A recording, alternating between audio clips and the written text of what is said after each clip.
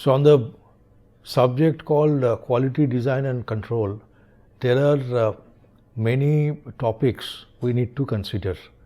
As you are already aware of that this will be a 12-week course, and as such there will be 12 specific topics. Now today I am going to discuss the first topic called history and evolution of quality control and management. Now this particular topic has 5 subtopics, and each of these subtopics will be covered with corresponding lecture. In the lecture 1, we will be discussing definitions of quality, dimensions of quality, and stated versus implied quality. Lecture 2, from ancient times to present era, quality in ancient times, quality in medieval Europe, and quality in present era, we will be discussing certain characteristic or important points we will highlight. In the subsequent lecture, we will be discussing the evolution of quality, and mainly there are 4 stages we will highlight: inspection, quality control, quality assurance, and company-wide quality management, and their implications in production processes. Similarly, on lecture 4, we will be highlighting offline and online quality control and what are the quality aspects in product development processes. And in the last lecture, in this particular topic, we should highlight serial and concurrent engineering and what are the quality related issues in design and manufacturing. So these are the 5 subtopics. Now, as far as history and evolution of quality control and management is concerned, we should be aware of first what are the different types of the definitions we come across while we try to define quality, what are the dimensions of quality, and what are the stated quality features, as well as what do you understand by implied quality. Now the quality has been defined from several perspectives, and if you go through the literature, if you go through the textbook, what we find that while we define quality, we refer to either component or part or product or service or systems. So there are at the part level or component level you have to define the quality. Similarly, at the product or the service level and at the systems level also. There are 4 different definitions of quality, depending on which perspective you are referring to. And while we refer to the dimensions of quality, each dimension refers to a particular context or the perspective. Now, as we are all aware of that there are 4 perspectives we have. One is the engineering perspectives, that means from the engineer's point of view, what could be the definition of quality. From the users or the customer's point of view, what could be the definition of quality.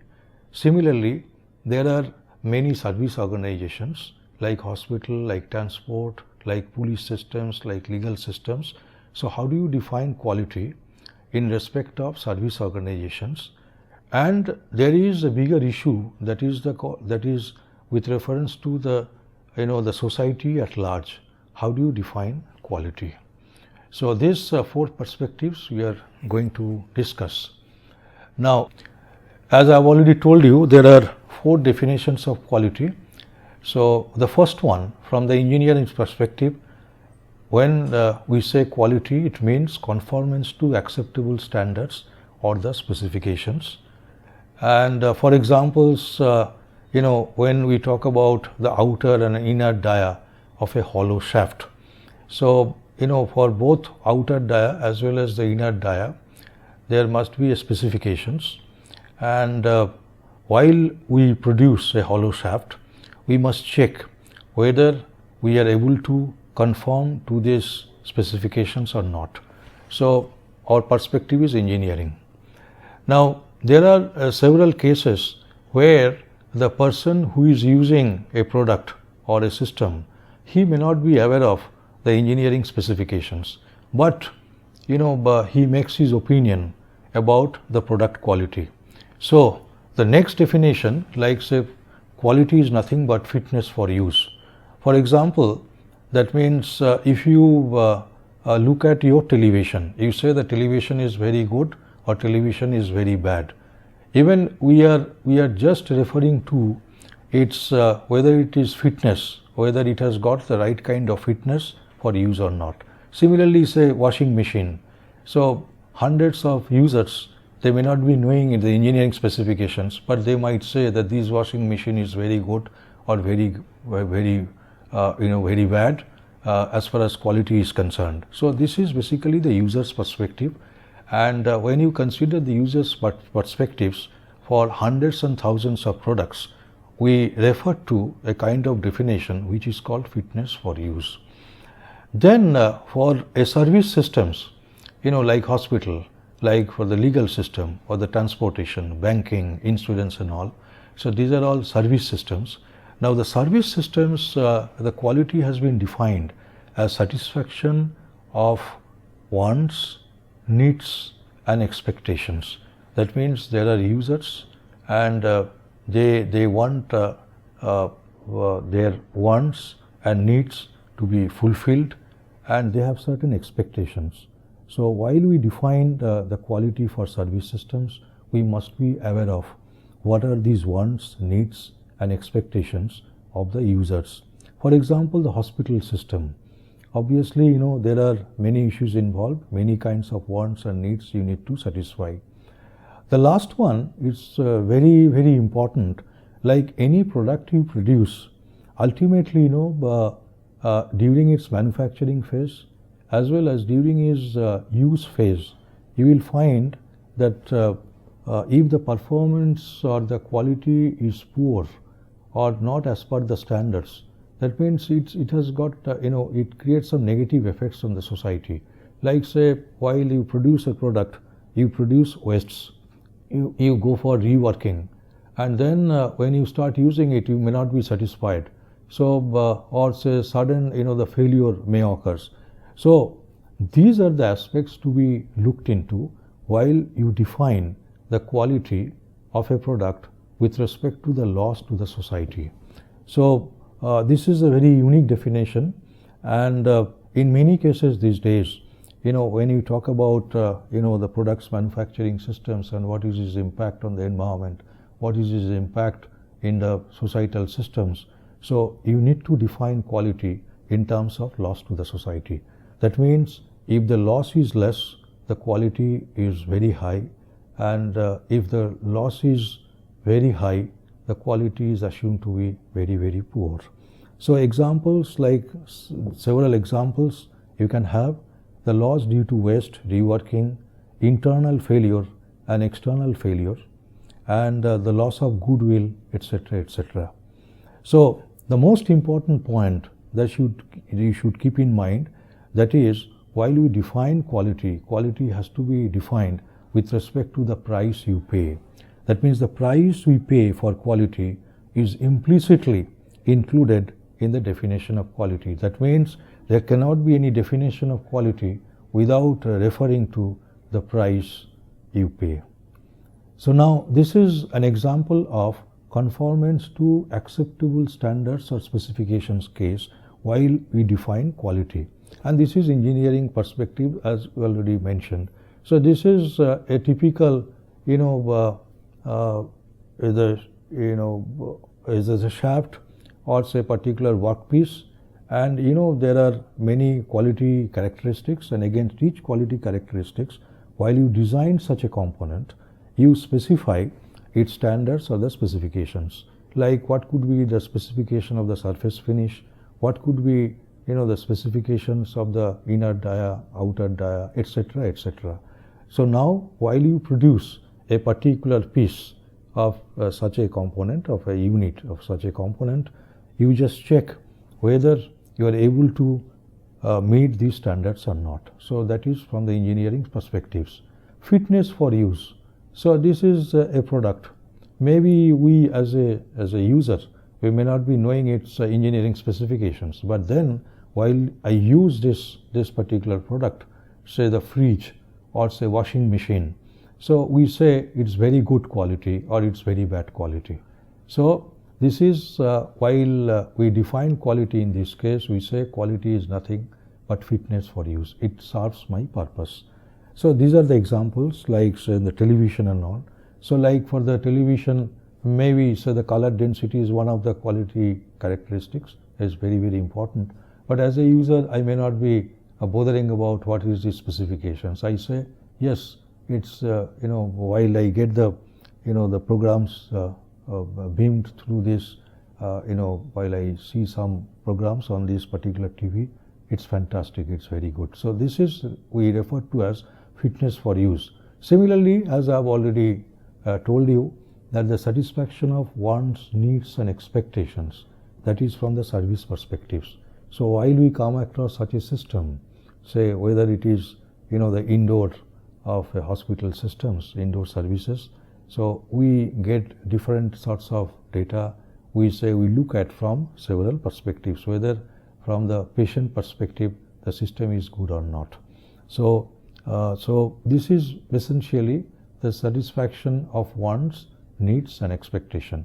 But first you try to meet the needs, and once the needs are satisfied, then you go for creating such a system that you are able to meet the wants and what is your expectations at individual level.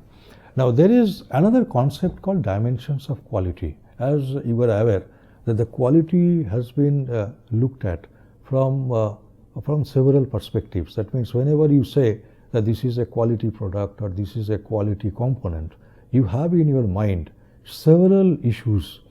And while we consider these issues or these ideas, we say that these ideas must be there, must be considered while you define quality.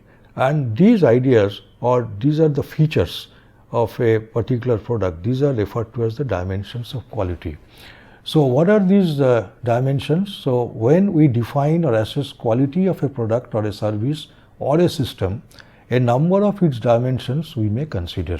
Is it okay? So I am just trying to give you an idea that what are these dimensions. So the first dimensions are the features. How many characteristics you have, how many characteristic features you have in a particular product. And as the product changes, that means today maybe the product is made available in model 1, so tomorrow you might get the model 2, and similarly you might the next model or the next version of the product you might get. So as the version changes, version of a product or the model of a product changes, you will find that the number of characteristic features, this number also changes. For example, computer, generation 1, generation 2, generation 3. So today suppose it's a generation 5 computer or say microprocessors or whatever you say, you will find that there are many kinds of features you have in the basic system, whereas 30 years back when you used to have say generation 1 or generation 2, you may have only few features. So while you while you look at the dimension of quality, the first thing we should focus on, that is what are the features. Like say oil circuit breaker, you used to have the circuit breakers, and that used to be the oil circuit breaker. Today we go for air circuit breaker. So in the oil circuit breakers, okay, the number of the features you have, and the air circuit breaker, the number of features you have. Obviously there is a change. Second dimension is essentially the performance. As I have been telling you that this is from the engineering perspectives. So any product you look at, or say the design of a product, so the quality is primarily defined with respect to its design. So And when you look at the design, say suppose you will be referred to the engineering drawing, so obviously you must get an idea about the conformance, the level of adherence to the standards or the specifications. So this is your assessment, like for the shaft specifications. Is it okay? So you say to what extent, suppose you have 4 or 5 characteristics, to what extent you are able to conforming to the standards given for all these, the quality features, or say, the quality characteristics. Third dimension is essentially the performance. To the majority of the people, quality means it's the performance. If the product performance is well accepted to you, that means the quality is very, very good. And suppose the performance is not guaranteed, then you say yes, the product quality is questioned. So how does it perform when put to use?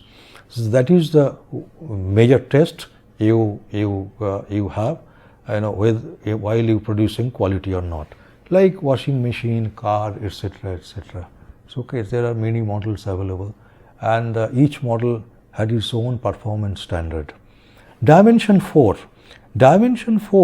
it's called the durability. That means how long it lasts. So if the product the last for 4 years, it may not be considered as a very good quality, but if it lasts for say 15 years, it may be considered as a very good quality. So how easy does it last? Okay, so example like residential building. Is it okay? Normally it is designed for say 50 years. Similarly the bridge, they have their own norms. So this is very, very important. Like say even when you go for ready-made shirt or the shoes you wear, is it okay? So you say whether it is durable or not. So it's very important. If someone says it's very durable, he is referring to its quality. Then dimension 5, reliability. That means the reliability part we'll discuss later on. But what is reliability? That means the quality at this point in time is assured. Whether for the same product, the quality is assured even after few years or few months, after certain time period. So it is referred to actually what is the performance in the long run. That means the quality in the long run we refer to, and this is very, very important. That means today you create a quality product, you must ensure that this is very, very reliable. Okay, so examples like transformer, they used in the production system, so the electric motor. Okay, so they must be reliable. If it is not reliable, that means the performance is not the guaranteed. Then what happens? That means as it is linked with the production systems, so production systems will be affected, and ultimately there will be severe cost. Next dimension is the maintainability. Now whether the product is sophisticatedly designed or not, it is a high quality product or not, one thing is sure, that means the product may fail at any point in time. Is it okay? So if it fails, to how quickly you can restore its function, that means how quickly you can get back to your quality. So what do you do actually? You go for repairing, and so how quickly you can do that, and to what extent you get back to its original state of health. So that is basically this concept is known as maintainability. So if the maintainability is high, you say that the quality product is very high. So if it fails to to its required performance, how quickly it is restored. So like say computer systems, boiler, turbine, these are the systems you have. Dimension, the last dimension, that is called serviceability. How efficiently the servicing can be provided to avoid failure. Now there are few products, there are many products these days. While we define the product, that means the service is included. Can you think of a product called a computer systems, hardware, now without bothering about its service? Can you think of a product called car without bothering about your serviceability? Because at any point in time it might fail. So what you try to do, that means to prevent the occurrence of failures in advance, you do some thorough checking, and the servicing activity you do. So the serviceability, that means while you design a product for quality, that means you must look into whether you are designing for the serviceability or not. Similarly, but the design is most important to create quality. So you must look into whether I am creating a design for a product, whether I am considering design for reliability, design for maintainability, design for serviceability or not. Okay, fine. Now all these 7 dimensions, if you look into, you will find they are measurable. That means if you collect data from a system, definitely you will be able to measure them. But there are many products we use. Even if we do not measure their dimensions, we say this is very, very good. Is it okay? So when, say, suppose you say it's a Belgian glass you use, so without bothering about all these dimensions, you say it has to be good. If it is Indian textile, it has to be good. So there are, if it is a German camera, it has to be good. If it is the Sony TV, it has to be good. If it is IBM computer, it has to be good. So so sometimes what happens at a certain level, when you continuously improving the quality, you reach a state where you don't you don't bother about all these dimensions. You say yes, it is coming from this particular company, or this is the product name, fine, it has to be good. So ultimately, any exercise you carry out on quality, you have to definitely will consider all these dimensions while you manufacture it, while you produce it, but ultimately what you try to develop, you reach the maximum quality level, and your performance is excellent, and this information goes to all strata of the society, and then your product, your systems will have a very good brand name. Like for Indian railway system, it's a fantastic system. Is a highly reliable system, considering its use, the dimensions and all. So obviously, ultimately in any exercise in quality, we refer to the brand value. Okay, so so ultimately the quality of the product should be such that you get a value out of it, and this is called brand value, and this is called implied quality. Now, so as far as concept of value is concerned, that means whenever someone look at a product with respect to the quality, he or she may have an idea about that what is value. He or she is attaching value to the product, while he or she gets an idea about its quality, or when he or she assesses the quality of a product.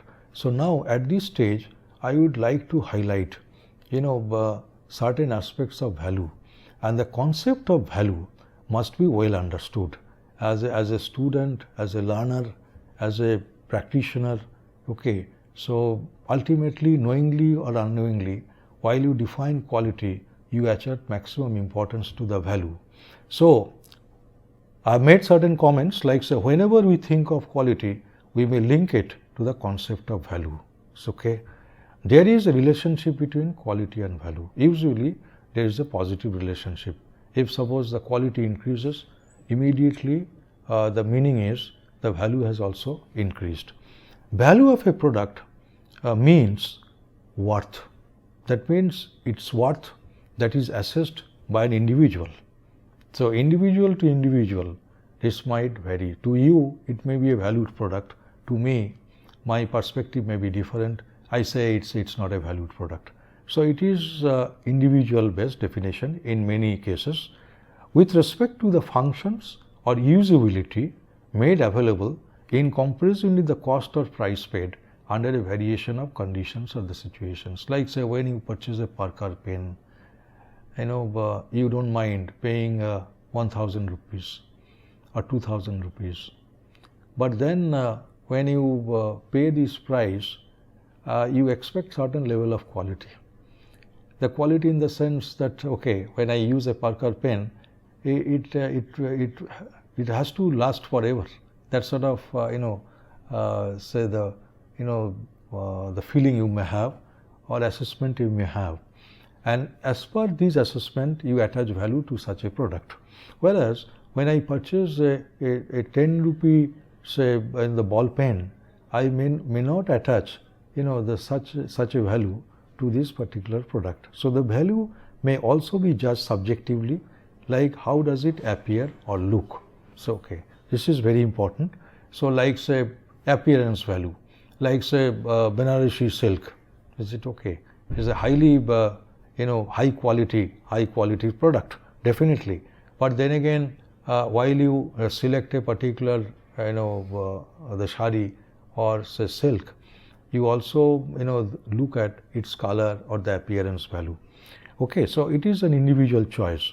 So the customer may judge quality of a product in terms of the value she attaches to it. Okay, so